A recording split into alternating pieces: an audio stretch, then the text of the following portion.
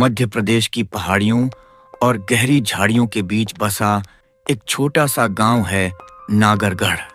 यह गांव शहर से बहुत दूर है। यहाँ तक पहुँचने के लिए लोग कच्चे रास्तों, जंगलों और पत्थरों से होकर गुजरते हैं।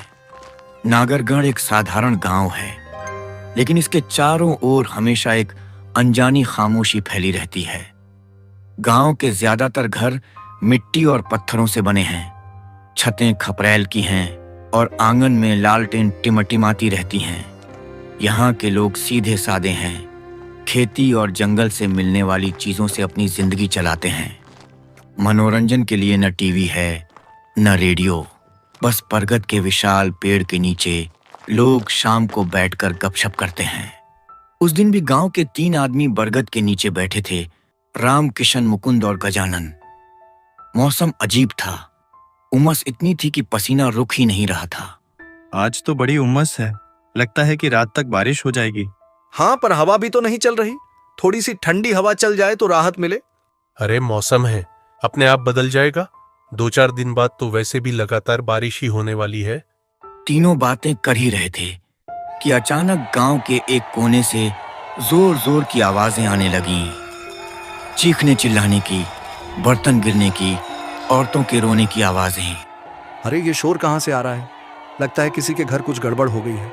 तीनों उठे और जल्दी जल्दी वहां हुए आवाज की दिशा में पहुंचे। यह घर था धनपाल का। धनपाल गांव का जाना माना आदमी था। माना जाता था कि उसके पास बाकी लोगों से ज्यादा पैसा है। भीड़ लगी थी, औरतें रो रही थीं, बच्चे सहमे हुए थे। अरे भाई, क्या हुआ? इतना शोर क्यों मचा रखा है? मैं तो लुट गया। घर में चोरी हो गई। मेरे सारे गहने, पैसा सब गायब। क्या चोरी? लेकिन कैसे? मैं बाहर वाले कमरे में था। अंदर से सामान गिरने की आवाज आई। मैं दौड़ा, लेकिन वहां कोई नहीं था। अलमारी खाली थी, न ताले टूटे, न कोई निशान। सब ऐसे गायब हो गया जैसे हवा में उड़ गया हो। भीड़ में खुसर पुसर शुरू हो गई। ये कैसे हो सकता है? किसी ने देखा नहीं? चोर इतना चालाक कैसे हो सकता है? गांव के लोग हैरान थे। यह पहली बार था जब ऐसी चोरी हुई थी। न कोई सुराख, न टूटा हुआ दरवाजा, लेकिन सामान गायब। ये तो बड़ी अजीब बात है। अब सबको सावधान रहना पड़ेगा। चोर अगर यहाँ चोरी कर सकता है तो बाकी जगह भी कर सकता है। उस रात लोग डरे सहमे अपने घर लौट गए, लेकिन उन्हें नहीं पता था कि यह तो बस शुरुआत थी। धनपाल के घर की चोरी ने पूरे गांव में खलबली मचा दी थी। लोग सोच रहे थे कि शायद यह एक बार की घटना होगी, लेकिन जल्द ही उनकी उम्मीदें टूट गईं। कुछ ही दिनों में एक और घर चोरी का शिकार बन गया। इस बार हरिनाथ खान का घर। हरिनाथ गरीब किसान था। उसके पास ज्यादा कुछ नहीं था, लेकिन जो थोड़ी बहुत बचत और खेत से आई अनाज की बोरी थी, सब गायब हो गया। अगर हरिनाथ जैसे गरीब का भी सामान चोरी हो सकता है तो अब कौन सुरक्षित है? ये कोई साधारण चोर नहीं है, ये कुछ और ही मामला है। अब गांव का माहौल बदल चुका था। पहले लोग रात को बरगद के नीचे बैठकर बातें करते थे, हंसते गाते थे, लेकिन अब अंधेरा होते ही सब अपने घरों में दुबक जाते। दरवाजे अच्छे से बंद, खिड़कियों पर कुंडी और लालटेन बुझाकर लोग डर डर कर सोने की कोशिश करते। लेकिन चोरी का सिलसिला थमने का नाम नहीं ले रहा था। हर कुछ दिन बाद किसी न किसी घर से सामान गायब हो जाता। डर सबसे ज्यादा इस बात का था कि कभी कोई ताला टूटा नहीं मिलता, न दीवार पर कोई सुराख होता, और न ही किसी ने कभी किसी को आते जाते देखा। ये इंसानी काम नहीं हो सकता, ये जरूर कोई भूत प्रेत है। अब बच्चे भी रात को घर से बाहर निकलने से डरने लगे। मवेशी अचानक से हिनहिनाने और चीखने लगते, मानो उन्हें कुछ दिखाई देता हो, कुछ ऐसा जो इंसानी आंखों से छिपा हो। बरगद के नीचे हर शाम अब सिर्फ एक ही चर्चा होती, चोरी। मुझे समझ में नहीं आ रहा, चोर इतना चालाक कैसे हो सकता है? न ताला तोड़ता है, न दीवार काटता है, और न ही कभी दिखाई देता है। डर इसी बात का है। अगर ये इंसान होता तो अब तक पकड़ में आ चुका होता। ये जरूर कोई शैतानी काम है। जो भी है बड़ा शातिर है, और अगर यही चलता रहा तो एक दिन पूरे गांव का सब कुछ खत्म हो जाएगा। लेकिन जो भी कोशिश हुई सब बेकार गई। पहरेदार रात भर जागते रहे, फिर भी चोरी हो गई। कुत्ते बंधे रहे, लेकिन वे न भौंके। अब गांव में शक का माहौल बनने लगा। लोग एक दूसरे पर शक करने लगे। कहीं ये चोरी गांव का ही कोई आदमी तो नहीं कर रहा? हो सकता है कोई अमीर बनने के चक्कर में हम सबको लूट रहा हो। लेकिन सबूत किसी के पास नहीं था। एक दिन गांव के बुजुर्गों ने फैसला किया कि बैठक बुलाई जाए।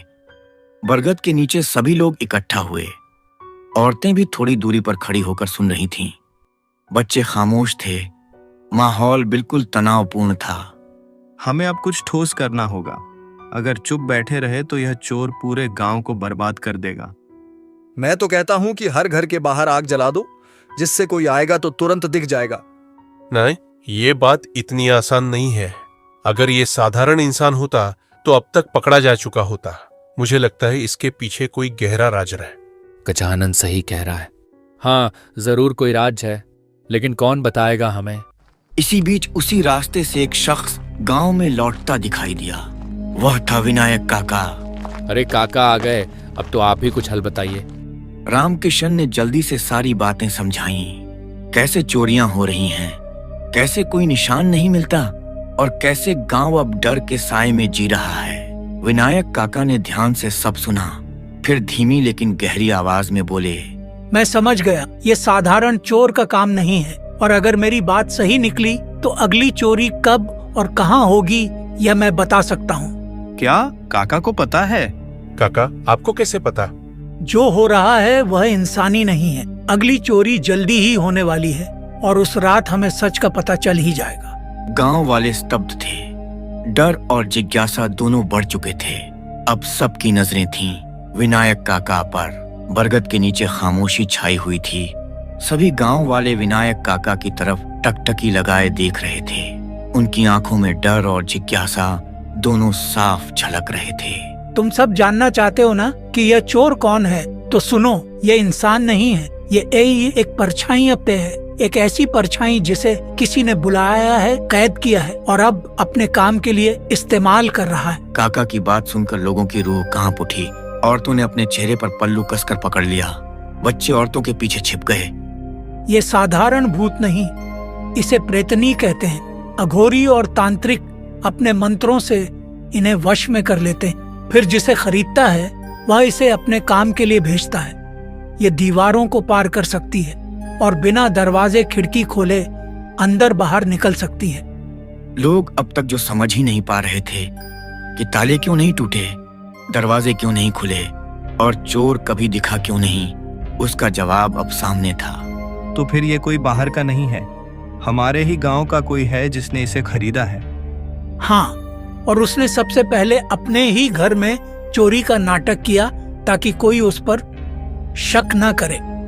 गांव वालों के बीच अब हलचल मच गई। सब एक दूसरे को शक भरी नजरों से देखने लगे। कहीं ये काम दिनेश का तो नहीं? नहीं, मुझे लगता है कि ये शंकर हो सकता है। कौन है वो? कौन इतना नीच हो सकता है? शांत रहो, अभी नाम लेना ठीक नहीं, पर एक बात पक्की है, अगली चोरी जल्द ही होगी और उसी रात असली राजा सामने आएगा। तो काका, हमें करना क्या होगा? हमें उस रात तैयार रहना होगा। जब चोरी होगी तो ध्यान देना कि परछाई किस घर से निकलती हैं। याद रखना, परछाई सिर्फ उसी घर से बाहर आएगी जहां उसे कैद करके रखा गया है। गांव वाले सन्नाटे में थे। काका की बातें उनके दिल को दहला रही थीं, लेकिन सच जानने की बेचैनी अब और बढ़ गई थी, मानो हवा में भी डर घुल गया हो। अब की बार हम सब मिलकर इस रहस्य को उजागर करेंगे। तैयार रहना, अगली चोरी ही हमें असली चोर तक ले जाएगी। गांव वालों ने सिर हिला दिया, लेकिन उनके दिल में डर और सवाल दोनों थे। आखिर कौन है वो जिसने अपनी लालच के लिए एक प्रेतनी को गांव पर छोड़ दिया है? वह रात आ ही गई। आसमान में घने बादल छाए हुए थे। हवा एकदम थमी हुई थी और गांव पर अजीब सा सन्नाटा छाया था। बरगद के नीचे कुछ लोग पहले से इकट्ठा थे। रामकिशन, मुकुंद, गजानन और सबसे आगे विनायक काका। सभी के चेहरे पर चिंता की लकीरें थीं। हर कोई जानता था कि आज कुछ बड़ा होने वाला है। काका, बहुत देर हो गई, कहीं आपकी बात गलत तो नहीं निकल जाएगी? नहीं मुकुंद, धैर्य रखो। आज रात सच तुम्हारी आंखों के सामने होगा। आधी रात होने को आई, सब कुछ शांत था, लेकिन तभी अचानक एक घर की तरफ से बर्तनों के गिरने की आवाज गूंज उठी। सुनो, आवाज आई है, चलो जल्दी। सारे लोग दबे पांव उस घर की ओर भागे। घर गांव के बीचों बीच था। सब लोग छिपकर खिड़की की ओट से झांकने लगे और तभी उन्होंने उसे देखा। अंधेरे कमरे से एक परछाई धीरे धीरे बाहर निकल रही थी। वह किसी औरत की आकृति जैसी थी। लंबे बिखरे हुए बाल, लाल चमकती आंखें, काला साया जो जमीन पर नहीं बल्कि हवा में लहरा रहा था। हे भगवान, ये तो सचमुच परछाई है। ये दीवार के आर पार जा रही है, ताला तोड़े बिना। गांव वाले अपनी सांसें रोककर देखते रहे। परछाई घर की दीवार से बाहर आई, जैसे ईंटें और गारा उसके लिए मौजूद ही ना हो। उसके हाथ खाली थे, लेकिन उसका चेहरा भयानक था, मानो किसी अदृश्य शक्ति के आदेश पर वह चल रही हो। काका, ये किसकी है? ये किस घर से निकली? ध्यान दो, परछाई सिर्फ उसी घर से निकलेगी जहां उसे बांध कर रखा गया है। सभी लोग अपनी आंखें गड़ाए उस परछाई को देखते रहे। वह परछाई धीरे धीरे गांव के बीच से गुजरी, फिर दूर अंधेरे में लहराती हुई गायब हो गई। हे भगवान, ये क्या था? अब तो यकीन हो गया, ये इंसान का काम नहीं। किसने लाया इसे एक गांव में? गांव वाले कांप उठे थे, लेकिन विनायक काका की नजरें अब उस घर पर टिक चुकी थीं, जहां से परछाई निकली थी। मैंने कहा था ना, सच सामने आएगा। अब हमें बस इस घर का राज खोलना है। गांव में सन्नाटा छा गया। हर किसी की नजर उस घर पर थी। लोग समझ चुके थे, अब असली चोर बेनकाब होने वाला है।